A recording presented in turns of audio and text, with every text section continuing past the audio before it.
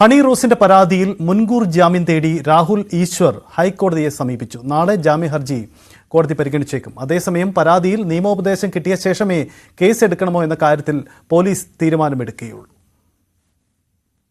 ബോബി ചെമ്മണ്ണൂരിനെതിരായ ലൈംഗിക അധിക്ഷേപ പരാതിയിൽ നടി ഹണി റോസിനെ വിമർശിച്ച് രാഹുൽ ഈശ്വർ രംഗത്തെത്തിയിരുന്നു. ന്യൂസ് 18 അടക്കമുള്ള ചാനലുകളിൽ ചർച്ചയ്ക്കിടെ രാഹുൽ ഈശ്വർ നടത്തിയ പരാമർശങ്ങൾക്കെതിരെയാണ് ഹണി റോസ് പരാതി നൽകിയത്.